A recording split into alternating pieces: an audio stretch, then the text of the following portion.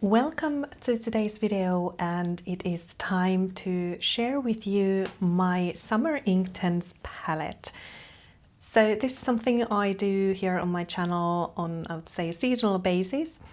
I have this huge set of 100 Inktense pencils, and I like to curate a set of 24 for the season, kind of ongoing season. There are a couple of reasons for this. First of all, I want to make sure that I kind of rotate the colors a bit. I think 100 pencils, that's a lot, and usually what I tend to do with these large sets is that I just use my favorites all the time. So I found it really useful to always select a more limited palette. First of all, it's not so overwhelming, and secondly, I kind of find new favorite pencils. Here as well, you can see there are some colors which have rarely even been used, so that's why I'm really excited they are now included in the summer palette. And I know we are already well into the summer months, but better late than never, right? So we'll do the usual way. I will first walk you through and talk you through all the kind of chosen colors, then we'll activate them, and then let's discuss a bit more after that. First, I chose a couple of yellows, and the first yellow is lemon. I'd say this is very basic lemon yellow, beautiful. It's a very summer, kind of basic summer color, one that I always have lemon yellow in all my summer palettes. That's a thing. Next, I have a Sicilian yellow. And this is a bit more, I'll say, a bit of ochre kind of yellow. It has beautiful warm tone to it. Really useful for all kinds of summer landscapes, and also when we come to later summer months like August, I'd say that is perfect landscape color as well. Next is golden yellow, and this would be a bit more oranges yellow. Again, if you've been following my channel for a while already, you know I'm not much of an orange person. I don't usually include many orange pencils or paints in my more limited palettes. But this time I included this golden yellow, which is of course still a bit yellow, but orange is yellow, and also tangerine. And I have two colors or two pencils which land on that orange category, kind of on my categorization. And the reason is that I feel that during summer months, if ever, summer and autumn are the months and seasons for orange pencils and paints, and I want to give them some love and also see if I can find new ways to use them. Next, a couple of pinks and reds, and then we have also purple and lilac coming up. First is Carmine Pink. And I think for the summer months we always need a couple of good pinks for flowers, but also for birds, so that's why these have been chosen. And also crimson, another very useful and versatile color for example, summer berries or summer birds, flowers. Really beautiful color. Then I included actually a bit more of this lilac purple category than usual. I have red violet. I think I've had this in one of my previous created palettes as well. I'm not sure, I have to check that one out, but it's a really pretty kind of pale lilac color. And then we have deep rose, which is one of my favorite Inktense pencils. I think it is the perfect mix of red and blue. Really beautiful color. And then amethyst, and these two are actually pretty similar. I would say all these three you could really replace any of them. They are different, but similar enough so that you could actually replace any of them if you feel the need to have, for example, more pinks or reds or so on. Then Nightshade, almost said something else like a nightingale, but Nightshade, a beautiful, exactly as the name suggests, it's really pretty, darker blue, purplish blue, useful for summer nights or again birds, flowers, you name it. Lagoon, well, I think the name already suggests that it has to be included in the summer palette. It's a beautiful, very versatile blue for seascapes or again flowers, birds, you name it. The usual things that I draw and paint here on my channel, that's perfect blue for those. Lapis blue. I think Lapis blue is the one which is included in all my seasonal palettes. There actually aren't too many overlaps this time compared to the spring palette, but Lapis blue is my go-to blue for skies and seas and lots of birds. So it has to be included. Next is dark cerulean, and I just feel that again one of those beautiful colors that perfect for seascapes and different landscapes. So something my go-to subject matters. And then we have sea breeze. I feel that this, again, as the name suggests, has to be included in the summer palette. Even though the sea here where I live, it's not this kind of Mediterranean bright sea, but I think sea breeze is still versatile, even though you wouldn't use it that much for the seascapes.